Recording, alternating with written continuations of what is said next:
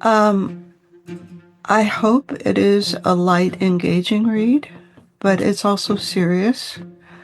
Um, I've stated things that seem like atrocities and were, without belaboring what one should think about them. I would like to think this book would appeal to anyone who is interested in history, particularly colonial history. When I was growing up, history was usually taught from the point of view of the leaders, the strong men of the community. And I have told this story from the point of view of a housewife. She was courageous, she was intelligent, but she was not, the one signing the papers, making the decisions, calling the shots. So I would think anyone interested in stories about strong women, anyone interested in thinking about how women lived at a very patriarchal time. It was very different from our time. And I've tried to throw in enough details to make it clear that what we're reading about is similar to what we know, but it's very different. It was a very, very different time. So my ideal reader would be anyone who's interested in history or interested in women's development, a woman's development, and anyone who's tolerant of ambiguity, because I hope I have not spelled out how I want people to think about these things. I have shown them, and I hope the discussion will continue from there. Welcome back to Living the Next Chapter, the author podcast. We get to meet amazing authors from around the world. Sandra's here with me today, and I'm excited to have her here. The cover of her book is spectacular. You're going to love it. Her website's gorgeous, and her stories are really, really entertaining and fun, and something that's going to bring you in as a reader and really connect with you. So I'm excited to have Sandra on the show. We're going to talk about her journey and what she's learned along the way to help you as an author and as a reader. You just found your next favorite author, so I'm really excited to have Sandra here. Sandra, welcome to the show. Thank you very much. I'm really glad to be here. Excellent. Sandra, tell everybody where you are in our big world around here. I am in Portland, Oregon. There you go. Okay. What do you love about Portland, Oregon? I've never been there. Oh, you must visit. You really must. I must. I am now retired, but I was by professor a teacher of Russian. And when you teach Russian, you go any place in the world you can get a job, because there aren't that many of them. And I was infinitely lucky that I was hired by Portland State University. And so this is where I came, and this is where I made my home. It's a beautiful, gentle city. It is a lovely city. It is innovative. It is welcoming. It's green. I live 20 minutes from downtown, surrounded by trees. Nice. And I love pretty much everything about Portland. You really have to come see. Wow. Come visit. Okay, you're on my list. Yeah. I've just been so lucky I ended up here. It's great. It sounds like a beautiful place to live. It is lovely, just lovely. Nice. Now, how do you pick that major in university to go down that path? Like, that's a very, like in Canada, we say niche here in Canada, but niche. That's a very interesting way to go. I grew up in Lexington, Kentucky. Yeah. And my high school hired a young English teacher who had minored in Russian, and she offered an experimental class in Russian that I took as a sophomore in high school, and didn't learn much, but I was determined I was going to learn that language. So really, since I was a sophomore in high school to this good day, I've never done anything else until I took up novel writing. Wow. But I started in high school, and I was just had my teeth in it and was determined that was what I was going to do with my life. And as I said, was lucky enough to get a job, which was not a given. Wow. Okay, so I'm going to leverage your skills and talents and knowledge because I have listeners in Russia for this show. I Uh-huh. have listeners who have left Russia and are now living elsewhere, but to hear someone welcome them to the podcast in a typically an English speaking podcast, but to have your skills and talents just to say hello and welcome our audience, would you do Конечно, that? конечно, конечно, с удовольствием. Дорогие гости, добро пожаловать. Я вам очень рада. Wow. It just sounds beautiful. Talk about the Russian language. What do you love so much about the Russian language compared to English, for example? I like the structure. Mm-hmm. I studied Latin in high school. The case structure is similar. I like the things that are unexpected. Mm. It's just a gorgeous language. I have studied both the language and the literature truly all of my life and have never run out of new and interesting things to think about. Okay. There's still time. You can learn it. I can. Sure. What's something that's similar from English language structure to Russian language structure? Is there anything common? Yeah, there are commons. They're both Indo-European languages, so there's certainly some vocabulary in common, derived words. But Russian uses a case system, so the words themselves change to show what they're doing in the sentence, whereas English uses word order, Hmm. and that can be a bit discombobulating when you start trying to think in Russian, where your direct object can come at the beginning of the sentence rather than the end. Okay. But always fun, always fun. All right. Have you had the opportunity to go to Russia and Hmm. be there? Yeah. Okay. What was that Yeah. experience like? I was, I went for the first time as a college student in 1967. Mm-hmm. And then I lived there when I was working on my dissertation. I lived in Leningrad from 1974 to 75. And that, of course, was a formative experience to actually Yeah. live there for that period of time. And then since then, I've taken student groups there. I've gone on teaching exchanges. I've done quite a few program reviews for American organizations who had study abroad programs in Russia.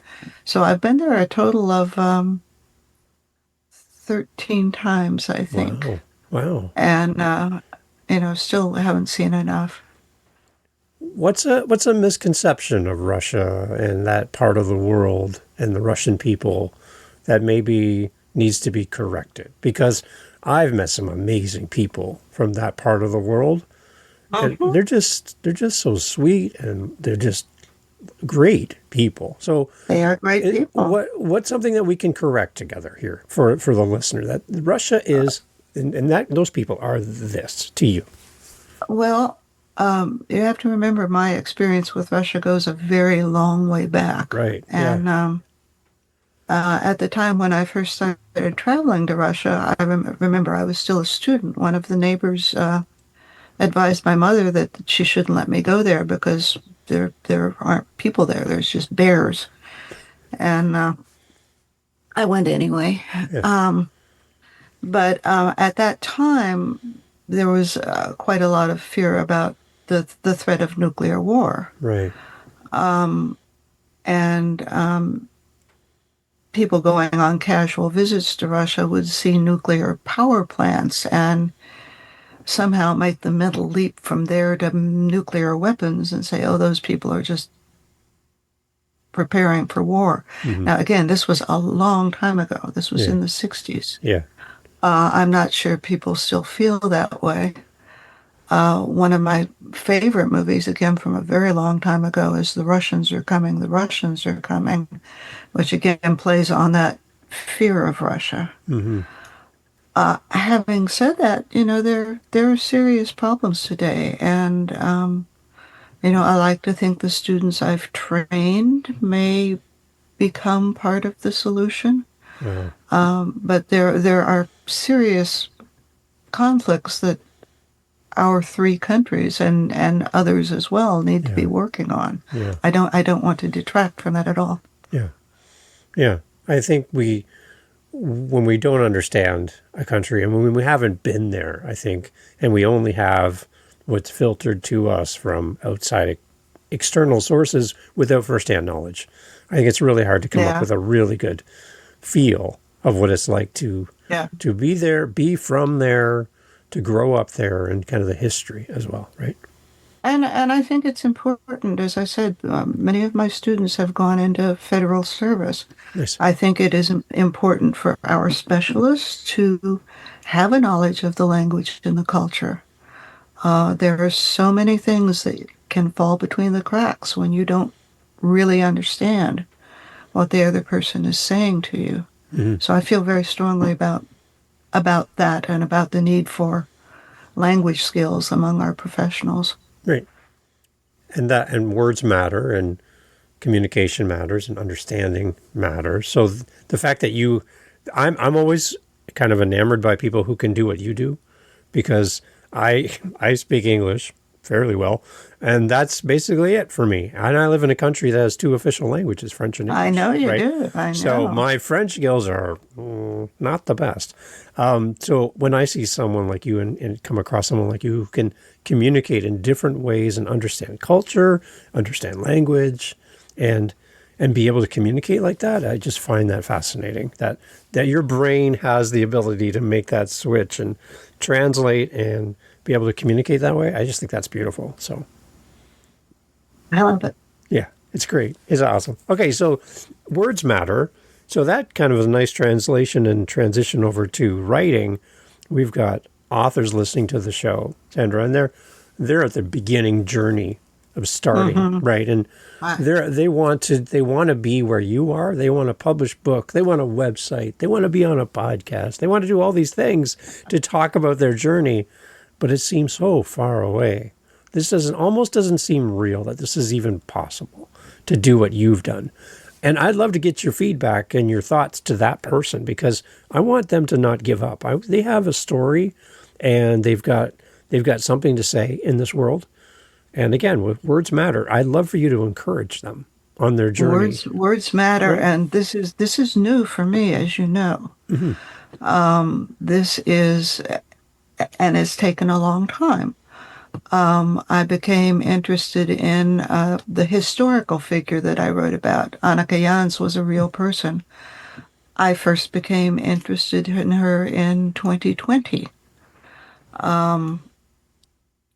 I had always said, you have to imagine, I admire novelists above all other people in the world. This is simply the most marvelous thing I can imagine doing.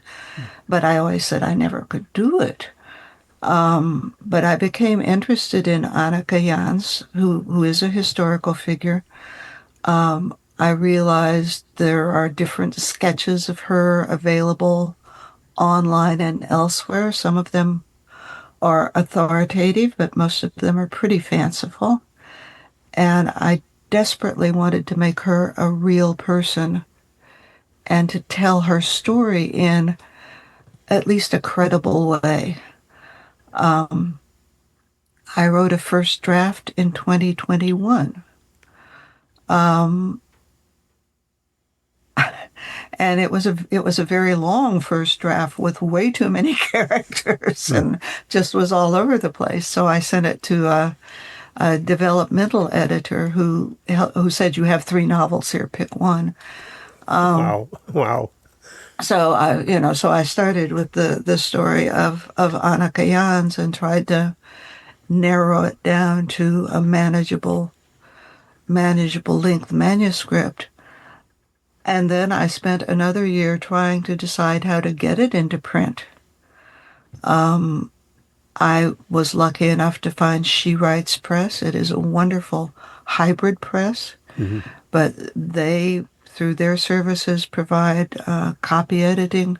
Copy editing I also contracted for. They provide proofreading and all of the support of their authors to get this book from the manuscript that you love so much into the book Right. that is going to be released January 6th.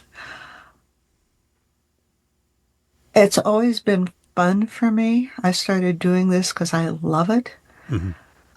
If it stopped being fun, I would have put it down. Right. So I think if I could give one word of advice, again, remembering I'm only one step ahead of your Yeah. beginning author, Right.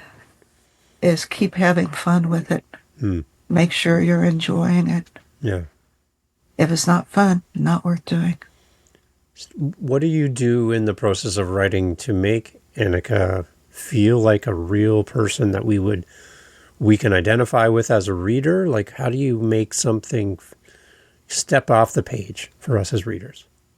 I hope I've succeeded in that. Mm. As I said, her name pops up all over the internet, but she was notorious for the wrong reasons. She was notorious because of a scam using her name many years after she died. Mm. But the versions that pop up online, she's really kind of a stick figure. And my goodness, she had these incredible experiences. When she was a young woman, she got on a rickety sailing ship and spent 65 days traveling to her unknown continent. Of course, it wasn't unknown. There were people living there, but Mm-hmm. she didn't know where she was going. Wow. She had 2 children with her. They started farmsteading up in what is now Albany, New York. She had 2 more children there. They moved down to New Amsterdam, which is now New York City. Mm-hmm. She had a total of 10 children. She lost 3 of them. Wow. One in infancy, one a teenager, and one as a young mother. She had 2 husbands. One of her husbands was her second husband, was the minister of the Dutch Reformed Church on Manhattan.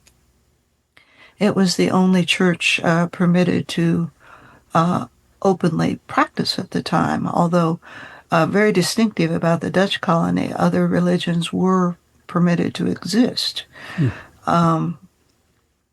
So she had this incredibly dramatic life, and yet most of the online versions are just a list of names and dates, and no one talks about, what did she feel like when her second husband died in a shipwreck?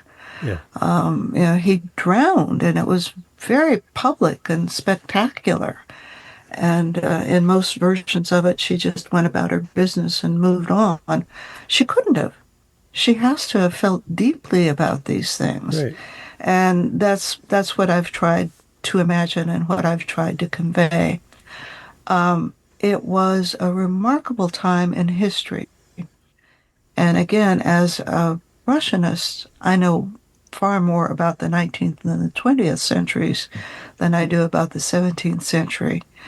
But particularly in the Dutch colony of New Netherland, it was a time when Europeans of all different ethnic backgrounds and social backgrounds kind of came together in one place.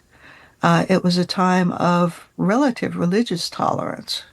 You have to remember, in other places, people were getting killed because they had the wrong religion. Mm-hmm. It was a time when they were interacting with American Indians who lived there, Mm-hmm. and they were also seeing the very tiniest beginnings of American chattel slavery. And this was all happening at the same time. Oh, and let's not forget they were hunting for beavers, so there was also ecological questions. Right. And all of these things kind of came together in this one time and one place, and she lived through it all. And I simply wanted to make her as real a person as I could.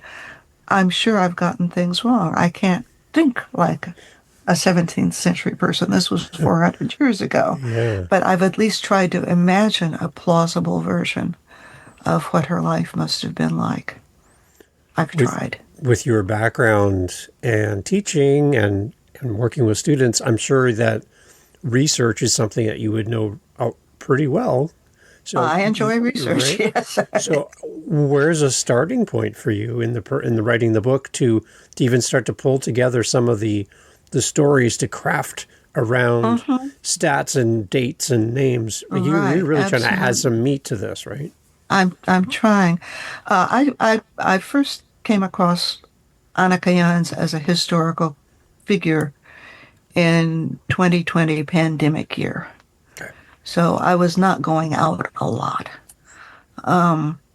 And I learned that the Dutch of New Netherlands were remarkably litigious. They went to court for every single little thing you can imagine. I mean, tiny things.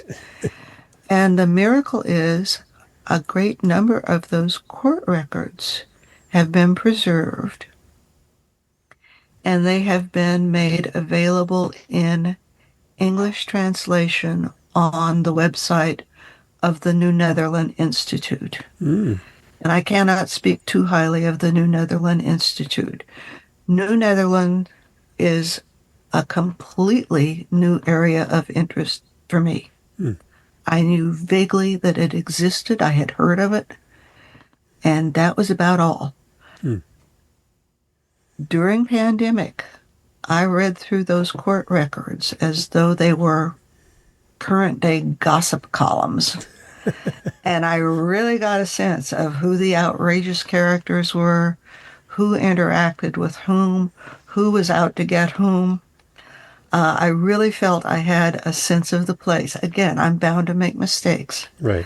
but I really felt like I knew the place. I knew who the colorful characters were. And I also got a sense for the tremendous importance of family networks. Mm. I've also read, I don't want to say every history book I could get my hand on, but a fair number of them. Yeah. And so many of the history books will talk about this topic, and whoops, there's that person in this topic. And then they'll talk about another topic. Whoops, there's that person again, and there's her sister. And then a third topic, oh, that's her brother in law, without tying them together. Mm. So the other thing that was just fascinating, especially from these court records, is this network of the movers and shakers all being sisters, brothers, aunts, uncles, brothers-in-law. So that is the starting point for anyone interested in New Netherland. There's also been a great deal of excellent research published on New Netherland, and I've benefited from a great deal of it. Russell Shorto is an excellent starting place. I started with his Island at the Center of the World, and he has just recently released Taking Manhattan, about the English takeover of New Amsterdam in 1664. Mm. And in both books, he makes the argument that I've repeated, that it was a place of remarkable diversity and, according to the times, tolerance that Really. sparked all of this creativity that in his telling and my telling also kind of leads to the ethos of modern New York, but also the ethos of kind of the modern North American Anglo-European culture that we experience today. Well, from those court records, as you're reading through, does anything come to mind in the moment, like a story that you remember reading and go, "Wow!" Like a little snapshot of life in those days? There's so many of them. One of them that sticks with me for some reason is Anneke's mother, Hmm. Trin Jonas, was the first midwife on Manhattan. Wow. I mean, imagine this. Anneke was the daughter of the first midwife. She was the wife of the first permanent minister and the mother-in-law of the first barber surgeon. But the little tidbit that sticks with me is her mother, Trin Jonas, going to court because someone had shot her pregnant sow. And, that's a big loss. That's worth going to Wow. court for, you know. So it's that sort of detail that you don't think of. But these were the sorts of things they were concerned about. That Mm. they were. I don't want to say bickering about. It was more Yeah. than bickering because it Yeah. was important. Livelihood. But Yeah. that they were recording. It was those kinds of little glimpses inside. Another one, not from Anneke's family, but another family I looked at. There was a lengthy court tussle because someone had borrowed the bolting box of the character I was studying. Now, I bet you don't have a Mm. bolting box in your No. house. No. I certainly don't, but that was what they used when the flour came back from the mill to sift it out and get all the grit and rocks and Yeah. twigs out of it so they Yeah. could use it for cooking. Someone had borrowed her bolting box and hadn't given it back, so she went to court for Work. that. So, oh, I Wow. can't tell you how much fun it is to read these things. Yeah. I would be sitting there laughing out loud in the dentist's waiting room, and my husband would say, "What are you laughing at?" "Oh, it's the court records. They're so funny." But they're just great. They're just great. It's like a time travel in a moment. Like you go It back then is. and see what people needed to survive and Yeah. how they protected what they needed to just exist, right? And so often hear their voices. Yeah. You hear the Mm. quotation. Mm-hmm. And that's why I really started getting a sense of which of these people, has this kind of character. Uh, Interesting. I keep saying I kept thinking about them until they became as real to me as characters in a book. But that's, of course, taking them from the record and putting them into a fictional framework. When you're writing the book, and as we're celebrating the book coming out soon, who do you have in mind as an ideal reader? Who would you say would really enjoy reading this book? Um, I hope it is a light, engaging read, but it's also serious.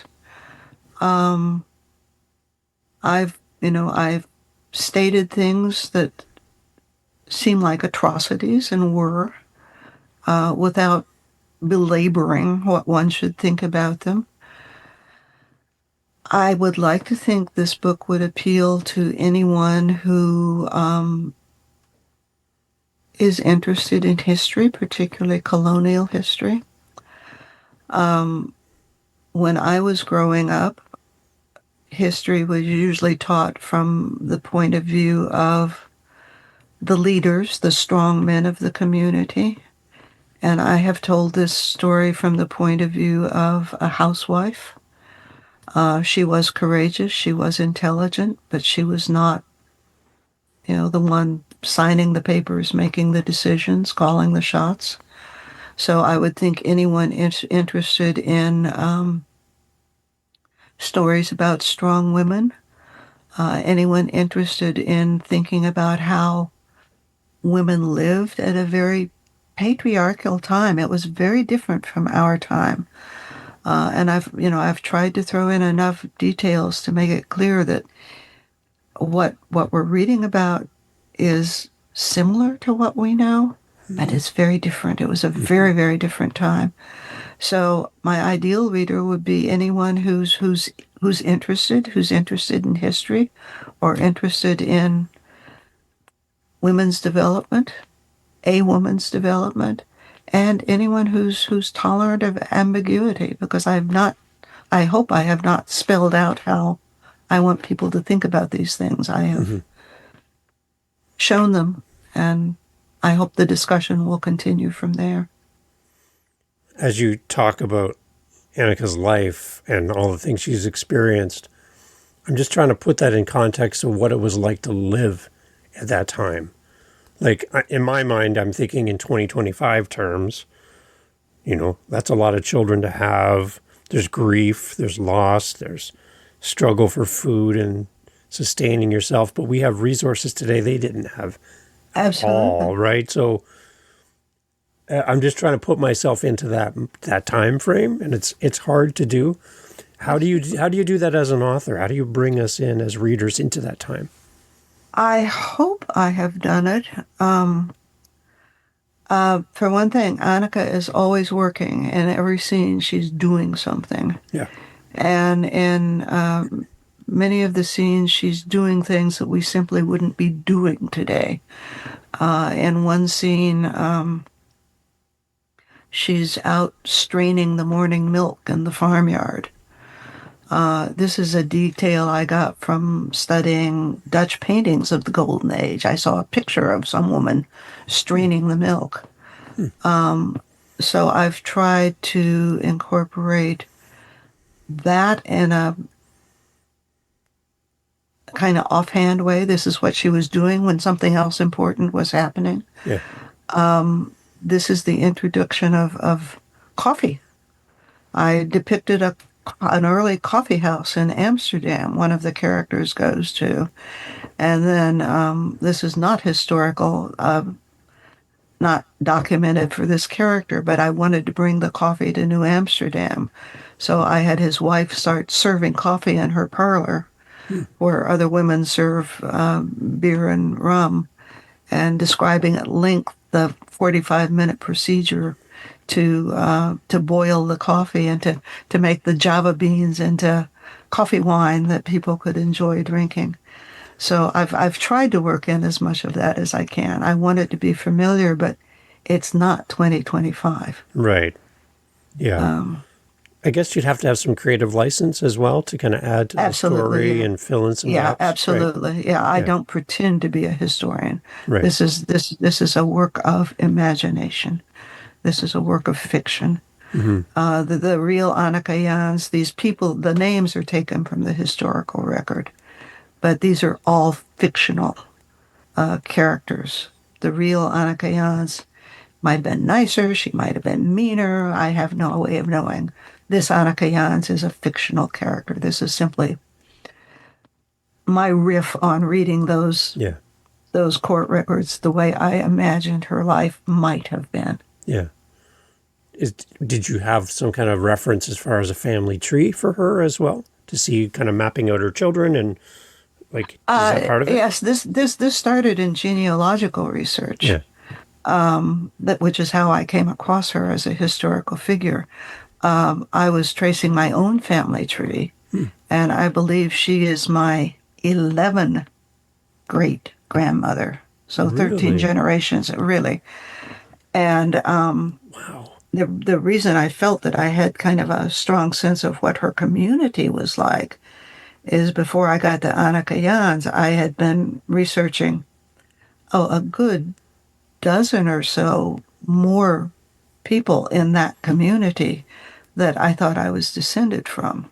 I keep saying think because, you can have a lot of non-paternity events over 400 years, but I believe these are my ancestors. Really? And because I had researched so very many of them, I really felt I had a sense of community, of how they interacted with each other. I would love it when I would come across a court record where, one of my grandmas called another grandma a whore. I thought that was just great. I loved that. But no, this started with genealogical research. I hope it does not read like a genealogical novel. My great grandmother did this and that. I hope I have moved beyond that to depict her as a more plausible person. But this all started with a family tree.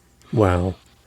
So there's a personal element to this, a connection to the past, kind of a rediscovering of stories that you probably have never heard growing up. Yes, oh, absolutely, right? absolutely. Yeah. Oh, yeah. Oh, yes. Nobody had any idea we were connected to anyone in New Netherland. That's way far. Most families know 2 or 3 generations at most. This is going back 13 generations, so no one would have talked about this. No. No one would have known about it. So that's got to be satisfying, just to trace it back to that part and go, sure, the likelihood is there that this is true. And do you feel more connected then to her Is she still I just a felt, character in history, or is it family? No. oh, it's all. She's a historical character. Yeah. She was a real person. She's a Yeah. fictional character I invented. She's an ancestor, which I Mm, think, in a way, for me, makes it easier for me to imagine myself in her situation. right. I felt I felt fine giving her some of, my own reactions, my own experiences. Her daughter, from whom I'm also descended, I believe, was an interpreter. I thought that was just fabulous. Wait a minute. Like, Yeah, yeah, really. yeah, right. And I'm my next novel is going to be about the daughter. But this daughter was married to the first barber surgeon on Manhattan. Barber surgeons and physicians were different classes. Physicians went to university. Barber surgeons had internships, and they did the cutting and the external things, along with shaving, things that involved knives. But he and his brother had fled a siege in Magdeburg, looking at so many of the people who came to New Netherlands. So many of these European families were fleeing something. Yeah. In Anneke's case, I believe they were probably economic refugees. I can't prove that. But her first husband was a seaman. They basically came on a 4-year indenture to work a farm. But every one of these families has a story about how they got there. Yeah. One family came because the island where they were living was flooded. Pretty much the whole island was wiped out. They had nothing left. So, Yeah. let's go someplace really strange and try our hand at farming in a new world. It's always fun. Just to get here to this continent from where she came from, you said 65 days at sea. Hers was 65 days at sea, and that was relatively fast. It was an average of about 3 months. On really nasty, stinking, horrible condition vessels that weren't guaranteed to arrive at all. Again, her second husband died in a shipwreck. So it was immensely perilous, and that was just before you got here. Yeah. And to make that trip with your children. Yeah. It's like... yeah. She had a 2-year-old and a 4-year-old on that 65-day trip. And we have parents today complaining about taking their children on an airplane because they can't sit still for 5 minutes. Yeah, how are they going to handle 3 hours? Yeah. 65 days at sea. What are you going to do, right? It's just a totally different world, right? And I just, when I hear these stories, and I'm glad you're telling these stories, because when I hear these stories, it just makes me realize how brave these people were to take a chance on a new land that they have no context of, no idea what it's going to be like. Is it going to be worse? Right. Is it going to be better? And then they have to start over from scratch, too. Yeah. Like, what can you bring with you? Like, not much, right? So not much. Just a few household utensils, a change of clothing. That's pretty much it. Okay, let's stop for a second. 65 days and like 1 or 2 changes of clothes in 65 days. Yeah. Like, I'd be packing for months, right? Yeah. Yeah, I take more than that for a long weekend. Yeah. No, washing the body was not particularly common practice. No. If you had clean linen, then you smelled okay. Yeah. So, a change of clothes for when you arrived, and otherwise you lived in what you got on, what you boarded the ship on. Yeah, and then have children too, as well. So anyway, it's just when I hear these stories, I just think we don't have any real concept of what it was like back then for these people, right? And the fact that she survived, that she had raised a family, did all these amazing firsts, as well. And I think made a contribution. I Yeah. think she ended up a respected member of the community. She was somebody. Yeah. And in that way, I think really contributed to our society. Yeah. That's, Well, so the book comes out in January, you said. What was the date again? January 6th. January 6th. What are you doing on January 6th to celebrate the launch of your book? I am giving a reading that evening at Annie Bloom's bookstore in Portland, Oregon, where I live. Nice. You're all invited. I hope you come. And on the morning of that day, I'll be doing an interview on Hello Rose City on KGW television. Beautiful. Very exciting. Wow. A long journey. It's Very coming long. to completion. Yes. It's exciting for you. I'm really excited. It is exciting. It's very exciting. Sandra, talk about your website a little bit, because I want one more question kind of wrap up here at the end here, but your website's beautiful. I love everything about it. Thank you. That was designed by Maggie Ruff, R-U-F. Maggie, well done. I'm seeing on here your book. I see a link for book clubs. Yes. Talk a little bit about book clubs. What do you like doing, and how do you like being involved in book clubs? I am happy, as you can tell, to talk to anyone who is willing to talk to me about this book. I would be happy to join book clubs in person if I can get there, or via Zoom if I can't. I did not want to put discussion questions in the book. For one thing, I thought they might change over time. So discussion questions for book clubs are posted on the website, and I've tried to make them, open-ended questions without suggesting that I think there's any one correct answer. I really want them to be things people can really talk about. Okay. And the one tab that I like almost, maybe the most, is there's a button that says cats. Why is there a button that says cats? I love this. They're beautiful. Come on. When Maggie was designing this site, she said, give me some examples of sites you really like. And I had just read the author Waiku Wang's latest book, and I loved her website for its simplicity. And she had a tab that said dog. And you pulled it down, and there's a picture of her dog, and she said, yes, I have a dog. And I said to Maggie, joking, I love the whimsy of this. I can send you a few pictures of cats if you want any borrowed interest. She said, love it, send them. So those are my shelter kittens. They sit on my lap, or actually they try to distract me from writing, but they're part of the process. All right. There you go. They're beautiful. Ginger and Louise. There you go. Ginger and Louise. Well done, you two. Yeah, I'm glad that they made it onto your site. That's a nice touch, I think. It's a great idea for people as well to add some of you to your site, to who you are and how you show up. I think that's great. As I said, it's not original, but I was happy to steal it. I like it. It's good. There you go. You're borrowing with flair. I like that. Let's talk before we go about the cover of the book. It's beautiful. Thank you. How much input did you have on the cover of the book? And I love looking at it on your website. It just pulls you in. So talk a little bit about the cover design. Thank you very much.